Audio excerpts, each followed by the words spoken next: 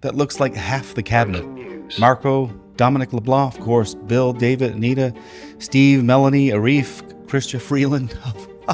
There is an open letter that is in circulation that was sent to Mark Carney via Sergeant Peter Merrifield of the RCMP and Paul McNamara, who I think it says is retired. This details a request of removal of up to 9 Liberal cabinet ministers.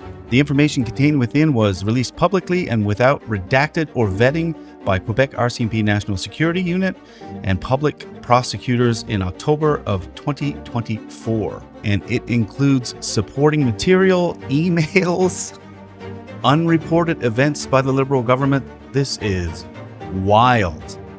Let's take a quick rundown through the open letter in case you guys can't find this. This was difficult to get as of its release yesterday because Google would not trace it and AI would not touch it. April 12th, 2025, open letter to Prime Minister Mark Carney. Mr. Carney, as you stand for your first election to the House of Commons as a member of Parliament, you are seeking a mandate from Canadians to become their Prime Minister and to lead the nation. You are presenting your financial background as a requisite and relevant experience to lead a nation without having demonstrated to Canadians your ability to tackle difficult political issues in any real capacity other than in proposed and unfulfilled election promises.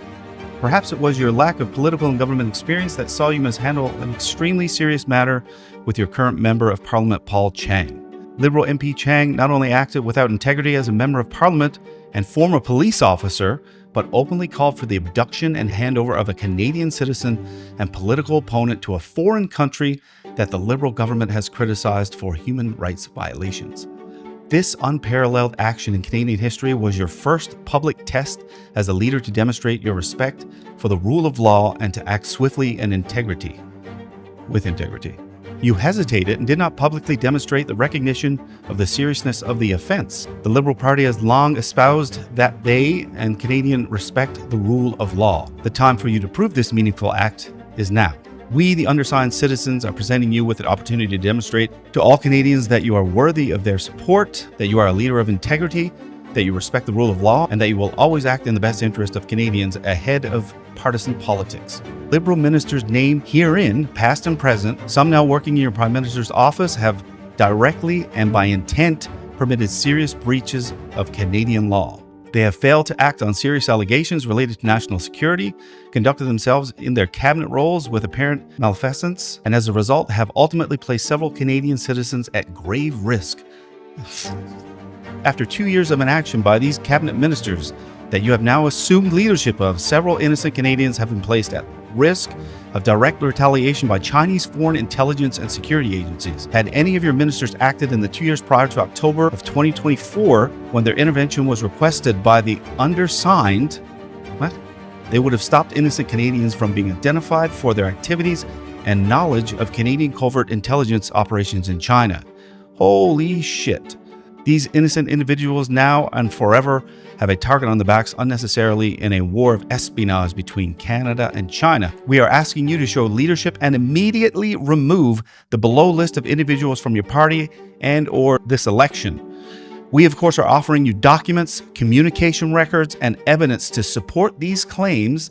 The named ministers, past and present, for your concerns are as follows.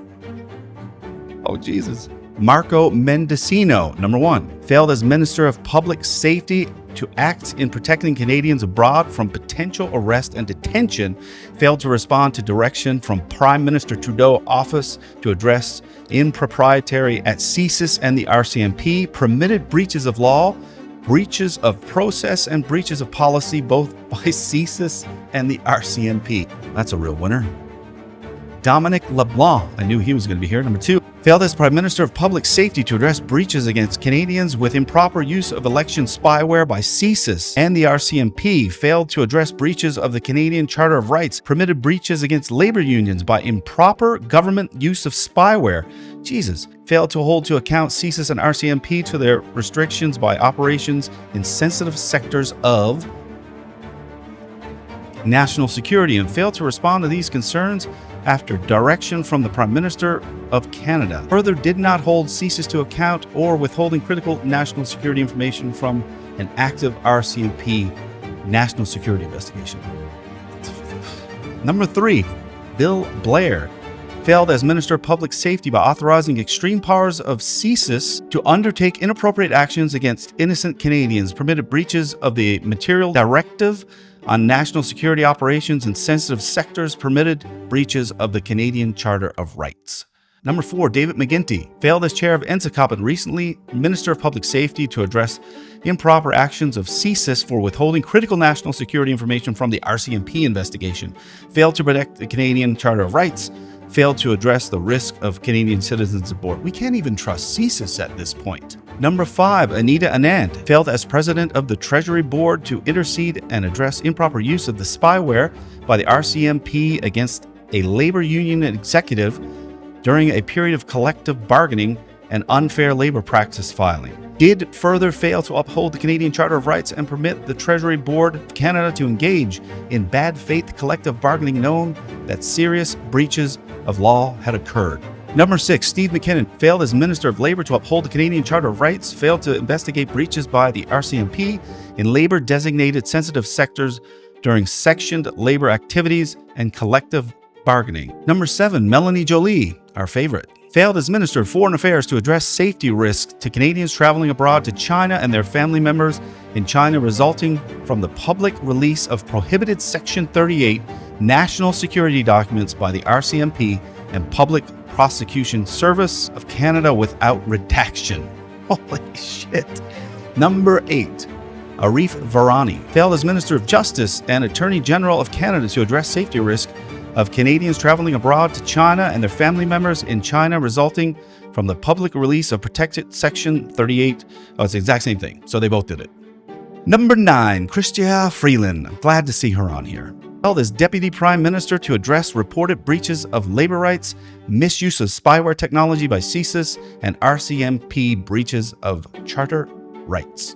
Mr. Carney, you have an opportunity to prove unequivocally to all Canadians that you will place Canada, Canadians' ministerial responsibilities, and the rule of law above partisan political activity. If indeed you are representing Canadians a choice of something new, then take action now rather than make election campaign promises to look into it later. Demonstrate that you're not the same old government from the past 9 years and have failed to protect Canada. It is never wrong to do the right thing and to earn the trust and confidence of Canadians.